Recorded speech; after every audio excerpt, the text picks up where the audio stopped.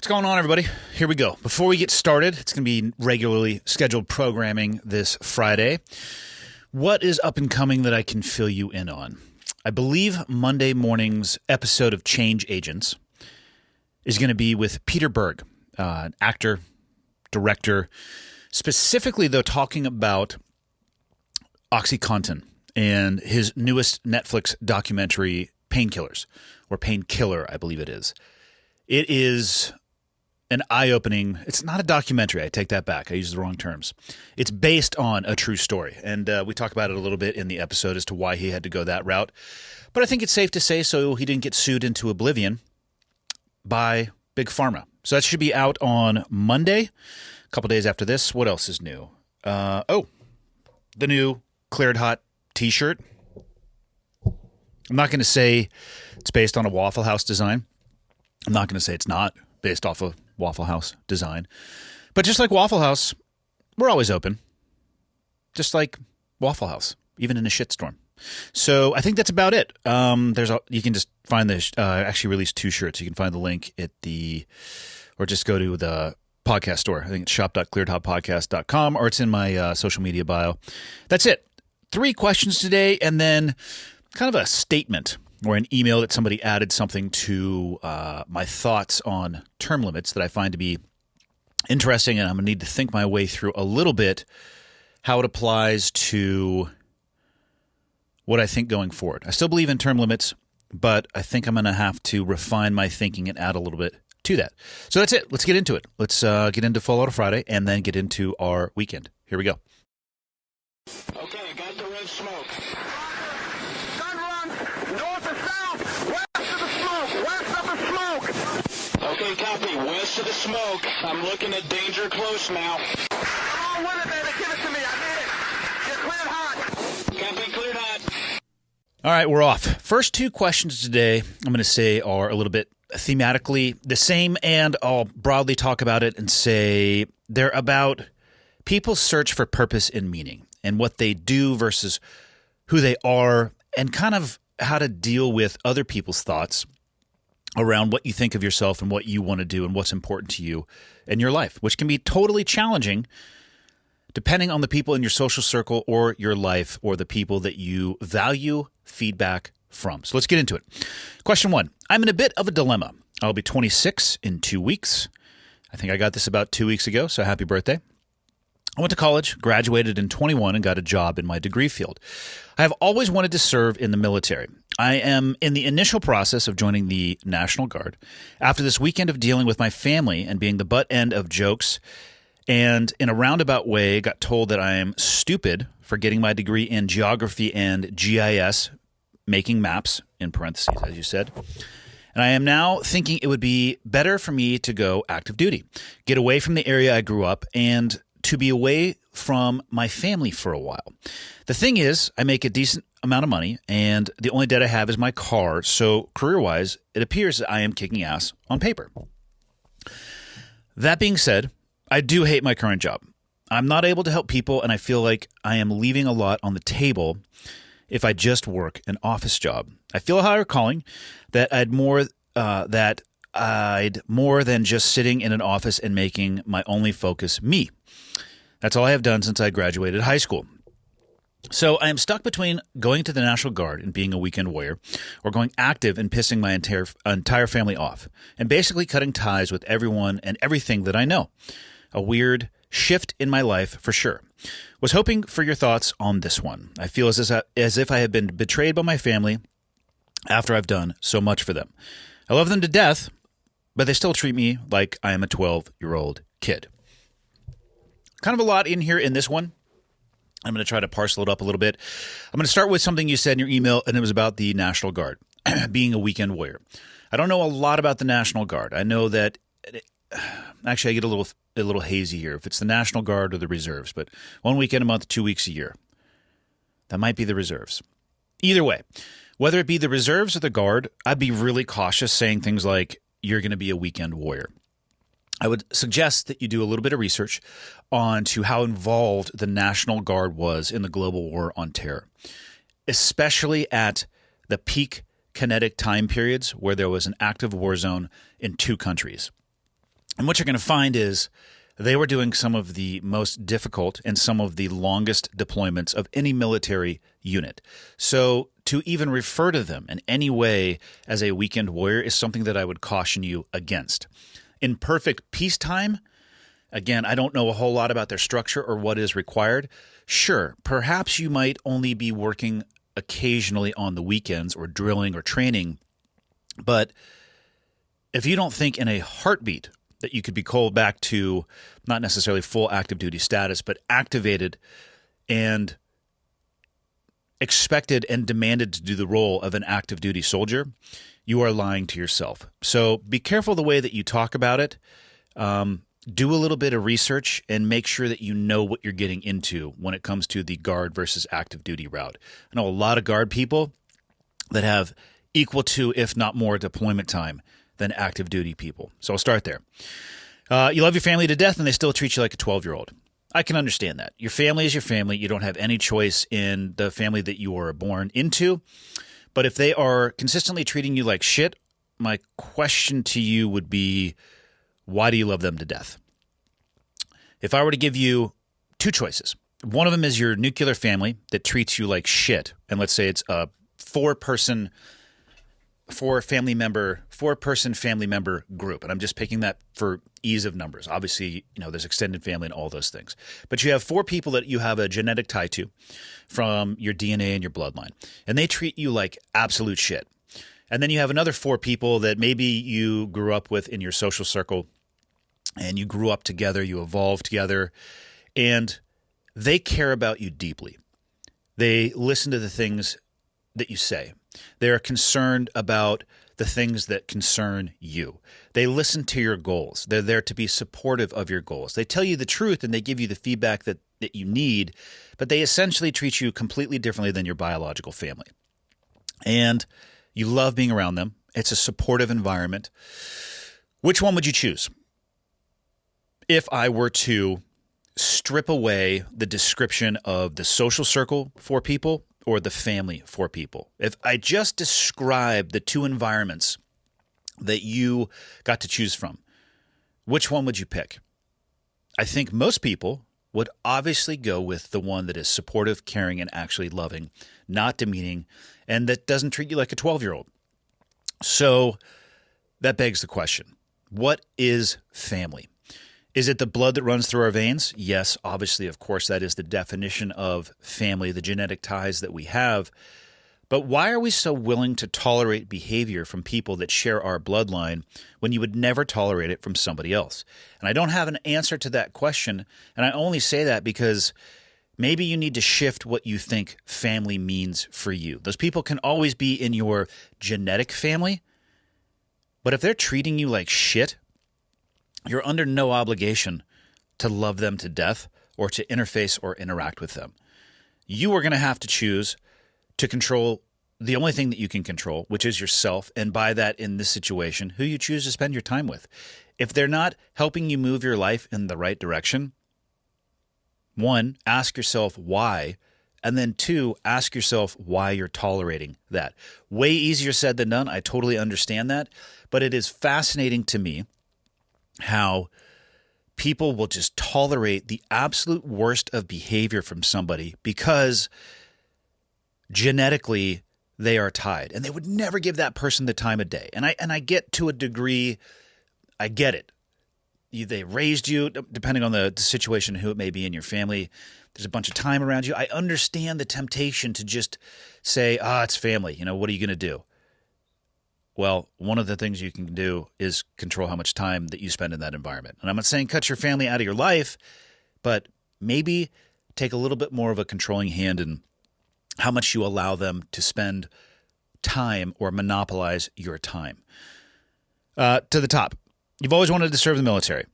Okay, if you want to serve in the military, my suggestion to you is this. Go serve in the military. It sounds like you've already gone to college, so you have a degree. You're probably going to have a choice between enlisted and officer, and that's a fantastic choice. Pros and cons to both career field, depending on what you want to do in the military. But it's great to have those options. Go talk to a recruiter and see what life would actually be like, depending on, you didn't give me anything else other than you wanted to be in the military, so I don't know what branch, I don't know what occupation, and I don't know enlisted versus officer. But it sounds like you're an educated person, and you're probably going to have available options in any military branch and probably a lot of occupational choices as well. So go explore them. That doesn't mean you have to go do anything with it, but just educate yourself as to what is actually possible. Your family thinks or is telling you that you're stupid for getting your degree in geography and GIS, which I don't know what that means, and I'm glad that you put up there that it's basically making maps. But who gives a fuck what they think? If you enjoy your job, which unfortunately you said that you do hate your current job, change it. I mean, this sunken cost fallacy where, well, I've gone down this path, so now I have to keep going down this path because of all the time I've invested. I get it. It's a sticky idea. It sticks with people, and it sometimes doesn't make them do anything.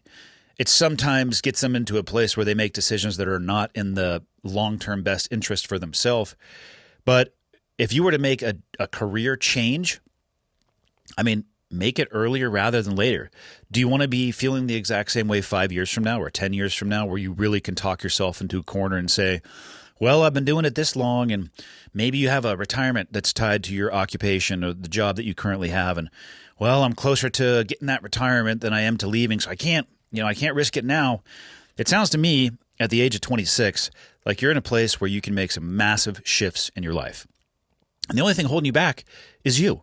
If you do go to the military, it's going to provide that break for you to get away from your family, at least for the basic training portion. I have no idea where you are in the world or in the U.S., so who knows what duty stations may be possible around you. Maybe the answer is none of them. But what you might find when you go into the military is a different kind of family that treats you way better, that is there for a shared sense of purpose and a shared sense of interest. And you can support each other and be supportive of each other and have the exact opposite experiences that it sounds like you're having when you spend time with your family. So I throw all of that out there just to say you have choices. You have a lot of choices. And the only thing holding you back right now is your unwillingness to either educate yourself about those choices or pursue them. So it's easy to point at your family, and it's easy to point in your job. But I would say instead of doing that, just go take a look in the mirror and determine who you want to be and what kind of person you want to be and make some choices based off of that. I have a feeling if you left your current job and you drastically made a life change, whether it's military or another occupation you wanted to pursue, and it didn't work out, you could always fall back on the job you previously had. Maybe not with the same company, but if you have a degree in that particular field, you're going to be employable. So you're at a phase in your life where you're young, you got a lot of runway in front of you, you have a lot of opportunity to just turn the steering wheel in the car of your life as drastically and as hard as you want to. I wouldn't give you the same advice if you were double your age, 52, or probably not even if you were 45. I certainly would tell you, I would say a lot of the same things, and at least educate yourself on the options that are available for you. But the closer you are to the beginning of the race versus the closer you are to the end of the race determines how aggressive you can be with the choices that you make. And you're in a great spot right now. Get crazy. Get wild. Don't gamble, but take some risks. Figure out what you want to do and say, fuck it, and go do it. And if it doesn't work out, that's okay. And if it's not perfect, that's also okay. So spend some time with yourself and figure out what you want to do. And my advice is don't say shit to your family. Because if you think the feedback is going to be negative, what's the point of explaining to them something that you're passionate about if you know what the response is going to be? Especially if you think that they have the ability to talk you out of it. Make the decision yourself. You're the only one that has the opportunity to decide where your life goes. And don't surrender that to anybody else. So hopefully that helps. Question number 2. Like I said, these are a little bit thematically the same. But I think it's important. As I've said many times, when I get a bunch of emails that are similar in theme or nature, for whatever reason, I think there's maybe it's just whatever people are dealing with. Sometimes it's a seasonal shift, whatever it is. But it's like, a couple of these that are like this. Let's take the time to answer them. So, number 2, I've been a longtime listener to the podcast, and the honesty, sincerity, and comedy in each one shines a positive light on the modern media and the way most people view the world. I thank you, and I appreciate that. Not necessarily what I am trying to do. My guiding principle is to just be myself, and I know that's not for everybody. I know some of the things that I say and some of the ways that I say them, it's not right for everyone, but we live in a world of choices, and people can choose to tune in or tune out. That is their call. I had a question that I just wanted your personal opinion on, so I'll be quick. I'm 23, and I was born and raised in rural Eastern Oregon. I have a great job as a UPS driver. Shout out to UPS. Thank you guys for making sure I get the things that I order, and I feel really bad for you because I know for about the next 6 weeks, you guys are going to get absolutely decimated. So you're a UPS driver. You have an amazing girlfriend that puts up with all of your bullshit. You have a nice, affordable rental house, the truck you've always wanted, and a great family that are all close. So, a little bit of a different intro into the situation that this person is dealing with versus the first question. I have almost everything I could ask for, but I still feel like every day is just a repeat of the day before. I've always been the guy that has the jumper cables in the truck or a pair of tweezers to pull a splinter. I love and want to help people become more prepared for everyday things like being stuck in the snow to medical emergencies. The types of things your pal Mike Glover teaches over in Utah. There isn't anything in that line of work anywhere close to my small town of 16,000. I've been considering moving out of Oregon just from the political climate alone, but also to get somewhere close that has more opportunities, perhaps Idaho, Montana, and Utah. Me and my girlfriend's family is all located here, and we have a ranch and land that I will someday be a partial owner in. I have a good job currently with great pay and benefits. Should I look into moving and get into a career I love to do? Or should I stay with my friends and family that I've grown up with my entire life and keep the good job I have? Any advice you can give is helpful. Thank you for helping the Monday and Friday of every week go by a little faster. Also, Steven Seagal can eat dog shit. I completely agree. Let's start with the end of that sentence or the end of the email. I agree with you, sir. He can go eat dog shit. He's a terrible human being, and for people out there who ask me why I hate him, do a little bit of Google research on the man and his loose relationship with the truth and his treatment of women. And I think you might find yourself landing in the same category of people who think the way I do about Steven Seagal.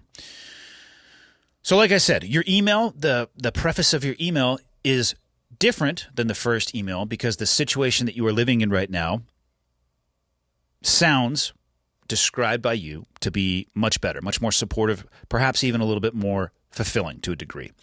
And that's an awesome thing. But you have presented me with a binary choice to choose from. And I just don't think that real life has to be binary. I think we try to reduce it to being binary. I have to do either this or I have to do that because maybe it's easier for us to process things in that way. But in my experience, man-made binary solutions and options don't work well often. So I'm not an expert on UPS, but you have a great job at UPS. And from the people I know who work for UPS, it's a very good company to work for. The benefits and pay, and I believe there's a union involved when it comes to the drivers as well. I have heard those things are very good and that there is an opportunity to grow inside of that organization. If I'm misspeaking, again, I'm speaking from second or third hand from people that I know who are actually UPS drivers. If I'm mistaken about those things, that's my fault in conveying that information from what I have heard. But that's the position that I'm going to be answering, or my thoughts on it, or what I believe. That's where I'm going to be answering this question from. The fact that you want to help people prepare themselves for what could potentially happen to them, I also think is fantastic. And it's kind of diametrically opposed to your current job unless you are delivering them things that allow them to be more prepared, which would be a cool combination of the two. But the binary choice of stay with UPS or move out of the state and try something new, I don't think is very accurate. From what I understand with UPS, you should have the ability to look at other places that UPS has jobs similar to yours. And I suspect if you do, you would have the ability to laterally transfer to one of those locations. And the reason I say that in that way is you have time outside of what you're doing with UPS where you could develop a business that focuses on your desire to help prepare people for the unknown. And maybe that would start with you interning or working for another organization that already has that infrastructure in place and already does that. Or maybe it just starts with you using your off time in a different location where you can keep the same job and just lateral over and build those things in your off time.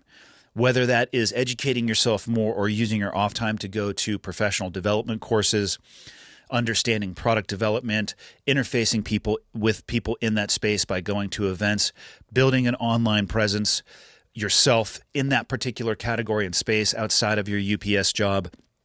I just feel like that you could do both. And if you want to lift and shift out of Oregon, which I have almost no experience in eastern rural Oregon other than driving through it, so I can't speak to the political climate about it at all, find somewhere cool. I mean, between Idaho, Montana, and Utah, I feel like you'd be able to find another job inside of UPS as a driver. I see them every day, all over the place, driving around. And I don't know how full they might be from a employment perspective, but I think you would have the chance to do that. So you could maintain your job and any benefits that come with that, still being able to provide for your girlfriend if she wanted to come with you and have the things that you want, and then focus in your off time on building the other things. And maybe it gets to a place where you could build one, and it's just this competition of, I'm starting here with UPS, this is the value that it provides, and then your own personal occupation where it starts to, and then maybe one day they're equal or they're close, and you can see the light at the end of the tunnel where they're going to match themselves up. Or maybe it exceeds it rapidly, and then your decision becomes much easier. I would suggest doing it in that route versus burning the boats. Not that there's anything wrong with that. That is just a little bit riskier, but I'll say the same thing to you that I said to the previous person who emailed in. You're 23. You can take more risks than the 26-year-old. I'm not saying go crazy, and I'm certainly saying don't gamble, but you could take more risks than the 26-year-old. I mean, fractionally, of course, because you're both, in my opinion, at a place where you can go pretty damn wild with the choices that you make. But you could jump both feet into that bucket of a survival company, for lack of a better term, or educational company, however you would describe it. There's nothing wrong with that. But if it doesn't work out, you may have set yourself backwards a little bit. Maybe it's financially or professionally. So just do both. You know, every day feeling like it's a repeat of the day before. God, I so deeply understand what that feels like. I know exactly what that feels like from a variety of the jobs that I have worked throughout the course of my life. I totally understand. And I don't think that every job that you have is supposed to fulfill the hole in everyone's life that is known as purpose. It's okay to have a job that pays your bills because you have to be able to survive before you're going to be able to thrive. And I don't know a lot of people. There are, of course, edge cases, or I don't know if is it a white elephant or a black elephant? Whatever it may be, that example of somebody who risked it all and the one out of countless people that was able to just turn into this shooting star that can be used as an example for everybody else. I'm not saying it's impossible, but for most people, the first thing you have to do is meet your monetary requirement to survive. And not every job is designed to fulfill purpose. I still don't know what my purpose in life is. I know the things that I like to do. I know the things that feel rewarding for me. But as far as if you ask me to write out what is my purpose in life, broadly, I think I would say to try to make the world around me specifically at least a little bit better than the world that I came into. Like it's on my way out, it's at least a little bit better than it was on my way in. That's probably what I would define it as right now. But I just turned 46 and I'm barely able to describe that. So I am double your age and still ask myself those questions. And I still reevaluate the things that I'm doing based off of that criteria. And not everything I do feels purposeful. And that's okay because I have rent. I have a car payment. I have an electricity bill, a water bill, a studio bill, all of these things. You have to meet those criteria before you're going to be able to devote the time to chasing your purpose. And that's okay. Not everything in life is a Hallmark movie. I hope everybody's life has moments that are, but if you think the entire lap around the track is going to be like that, devoid of, suffering and struggling and trying to figure out and navigate your way with limited visibility where it looks like you're diving in oatmeal and can't figure out which direction you're going, in my personal belief, I think you're lying to yourself if you think it's not going to be like that at some times. So do what you can. You have a great foundation. You have a supportive family. You have a girlfriend, and I'm glad you have the truck that you have always wanted. I'm fascinated to know what that truck would be. I'm guessing it's a lifted F450 with like a 13-inch lift, and you need a collapsible ladder to get inside of it. And I have no idea why that's what I think it is, but that's just what I came up with in the real time. So look at other options between this binary. It's all this or all that. I suspect you'll be able to find a beautiful blend of the two and really start putting some time and energy and focus in your off time into those things that you've identified that you love. And hopefully at some point, very soon, that value proposition will shift. But if it's not very soon, don't give up on it. If it's still rewarding for you and you still love it, give it as much time as it needs to develop to a place where that's what you can do for a living and live what you would consider to be a little bit more of a purposeful life. Number 3, with your previous career in mind, and this is drastically shifting gears, how did you balance seeing the humanity in your enemies and their supporters and making your peace about dispatching them?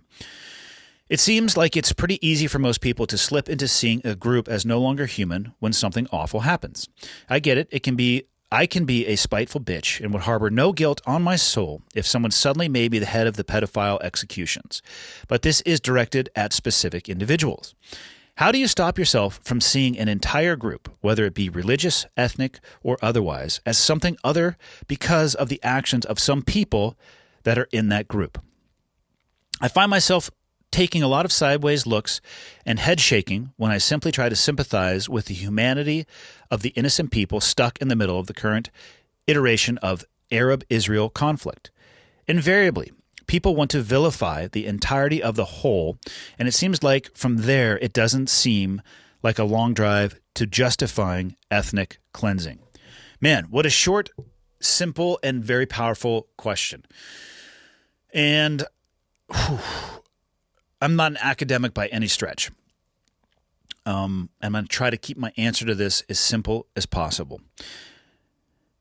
I agree with you that it becomes very easy to try to lump everybody into one group. And if you can do that, you can vilify the entire group. Or it seems easier to. Not that you would have to, but it seems easier to for people. And I'm going to tie this back into talking about family. There are people out there I know who have what would appear to be externally like the perfect family, supporting and loving, and it's this amazing nucleus of love and support. And in my own family, the vast majority of my family is exactly that. You go back a couple generations, and what you find in my own family, specifically my grandfather, is an individual that was out of his fucking mind and ended up disowning my own father and treating myself and my sister in a way that I'll just describe as not being very appreciated. And I think if you go and look at your own family, for everybody listening to this, I bet you can find an example of somebody in your family, whether it is close personal family or extended family, that's a little bit off the fucking rails. And the reason that you can do that is that we're people, and people can't be perfect.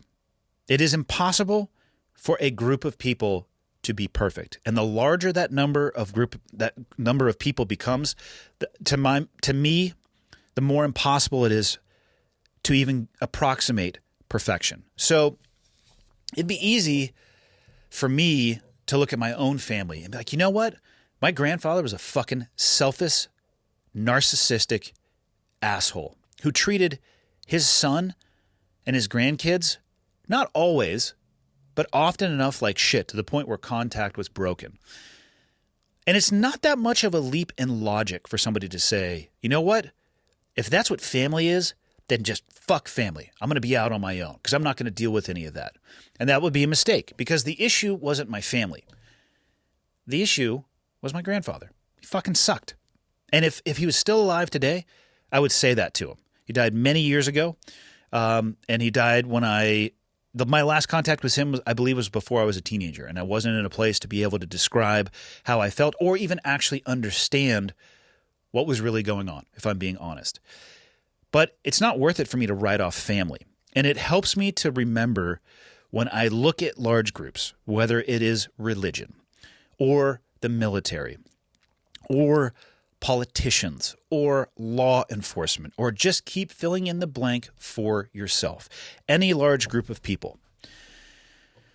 It helps me and grounds me when I can think about my own family and the behavior of individuals that should have your best interests in mind and should care about you incredibly deeply and should be the opposite of being selfish and narcissistic and should treat you well at all times. But they don't. Is that a failure in family? No, it's a failure in a person being a person. And that happens in any of the groups. There are fantastic examples of both Arabs and Israelis. And then there are examples of edge cases in both of those communities and every other community of people acting so horrendously bad that the potato peeler option seems very reasonable to me. So what I try to do, in answering your question, is I do my best to separate the human behavior of individuals from my judgment of a group as a whole, because that's what I have to do with my own family. I have to view my grandfather's actions and the way he treated my family as exactly that, not as how all families treat each other, because that's not the case. We're talking about human beings. Human beings are exceptionally flawed. And I see this, with the political environment. Let me just tell you right now, what I am not looking forward to is this 2024 full speed ahead election campaign that is, at this point, less than 2 months away from really kicking off. I'm not looking to it because even in the United States, it's this desire left and right. Let's just define people by these super binary groups. And we're going to judge everybody who has a belief that trends in this direction in a certain way and everybody who has a belief in this direction a certain way. And what I can say is I have very good friends who are very liberal in the vast majority of their beliefs. And I have very good friends who are very conservative in the vast majority of their beliefs. I don't think I have any friends, mostly because extremism in any way makes me uncomfortable. I don't really think I have any friends or social acquaintances that are at the far end of either political spectrum. It makes me uncomfortable when people get that dogmatic about their beliefs and start suspending reality or trying to bend reality to justify their belief on either side. And that doesn't mean I hate liberalism or conservatism, though. It doesn't even mean that I like liberalism or conservatism, even though those individuals would tell you that those are the true, purest belief of either of those things. I look at it as the individual, and I judge the individual on their, not beliefs, their actions and their behaviors. Believe what you want. How you interact and interface with the world and the people around you, I care far more than your actual belief itself. So I'm not going to throw out anybody on the left or the right or judge a whole group, whether you're left, right, or damn near in the center, because I expect there to be fringe cases because we're people. And some people are fucking crazy. Some people are out of their mind. Some people are chemically imbalanced. Some people had horrendous upbringings and will latch onto the only idea that they have ever found that they think allows them to make sense of the world that they live in. And that's okay. It's not okay if they try to destroy the world around them because of their beliefs, but I'm not going to label anybody who is left or right of center based off of the fringe activities of a few people, or even a moderate or moderately large group of people inside of that, because I expect it out of humanity. You specifically asked, how do I balance seeing the humanity in your enemies and their supporters and making peace about dispatching them or killing them? It's not that hard. The actions that I took overseas, oftentimes I had maybe a quarter of a second to make a decision, and the people were acting on their beliefs. They were acting on their beliefs by fighting for their beliefs, but my go, no-go criteria is what was presented to me and the actions that they took. If they took a violent and aggressive action or a posture towards me, I'd do everything I can to wipe them off the face of the planet.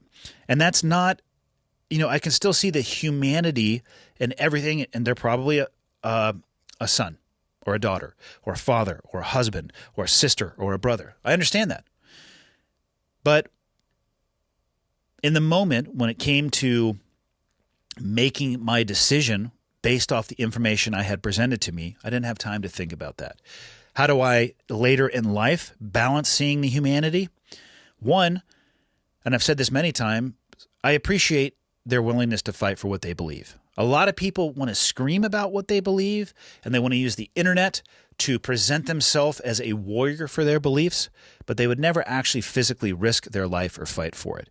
And I'm not putting a value judgment on that, but I deeply respect somebody who's willing to actually fight, and it doesn't always have to be like a fist fight, but I mean actually engage beyond the environment of the ether of the internet in what they believe. Now, regardless of what you believe, there's somebody out there who disagrees with you. I'm sorry. That's just the way that it is. There's X and Y people in every letter of the alphabet. You have an access out there to whatever your belief is.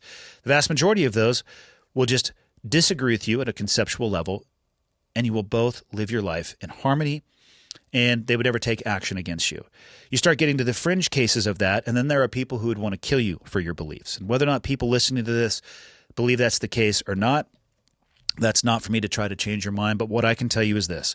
I've looked into the whites of the eyes of people who disagree at an extreme level with what I believe in, the freedoms that I believe in, and what human beings should have the rights and opportunities to be able to do.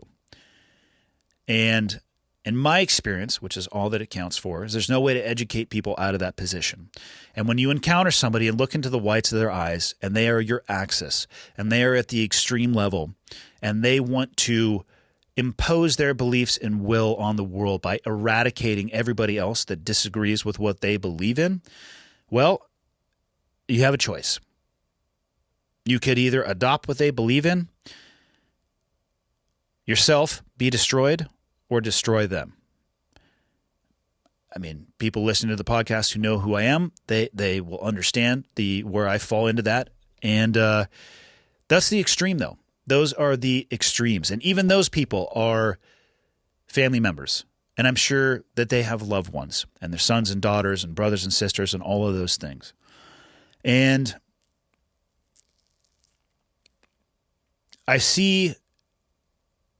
I recognize them as human, and I recognize that maybe in other areas, their humanity shined through or shone through. It would be shine through, I think it would be. That their humanity expressed itself in a different way. But it wasn't possible for that to happen in the moments that I encountered them, and my choices were limited. So I don't feel bad about the actions that I took because I didn't have any other options at the time. I know who I am. I know what I believe in. I know what I stand for. And I am willing to fight for that. I think the easiest way to describe how I've been able to make peace with it is because it's not that I was ignoring the humanity of who they were. In my mind, they were and are the worst expression of what human beings can be. And they pose a risk and threat to the rest of humanity, even though they may be brothers, sisters, fathers, husbands, sons, and daughters. And I don't know if that makes sense, but at least in real time in this moment, that's the best way that I can describe it. So hopefully that helps. And again, I try to balance and ground myself when looking at any group of people, that perfection isn't possible, and we shouldn't expect it to be. And I'm also very careful allowing the actions of a few to paint an entire picture for the many. All right, last thing for today, and I'm just going to read this out and maybe comment on it for a bit, but this is something I'll be thinking about in the future. So, excuse me. Enjoy listening to you. Appreciate your humility, thoughtfulness, and sharp tongue. Just heard your thoughts on term limits recently and wanted to add a frustrating wrinkle to your thinking process. Term limits on elected officials alone miss a key element: the non-elected staff. California is a great case study. I lobbied California several years ago, and while I don't remember the exact details, there were term limits for elected officials. In short, what ended up happening was that non-elected staff were the true policymakers, the true people with power. There were staff, employees, technically of the elected officials, who would bounce from one elected official to another as they termed out. The non-elected staff can have an entire career in the legislative body. They knew how to navigate the system. They had the relationships, etc. In many, but not all instances, it was more important to know a long-tenured staff serving a committee or a part of the state than it was to know the currently elected person in position. I agree 100% that our system needs to change, and I thought you might appreciate this nuance. I'm sure that Dan Crenshaw could share his experience with long-tenured staff in the U.S. Congress. Anyone elected to the legislature in California could provide even more context. Thanks for putting out thought-provoking, entertaining content and your continued service to others. So this is an interesting one, and please let me know your thoughts about this one in the comments, because I agree there's an issue there. If we are voting for an elected official, but they're just a figurehead, and the people who are really making the decisions behind the scenes, we don't get the opportunity to vote for, because behind the scenes, they are staying for as long as they want, and then so therefore nothing changes. We have a problem on our hands. And I don't know the answer to that. I mean, perhaps it's as simple as applying term limits to those type of roles as well. But I'm curious as to your thoughts, because this one definitely is thought-provoking for me, and it's something I'll be putting some thought into in the near future. That's it for Friday. See you guys on Monday.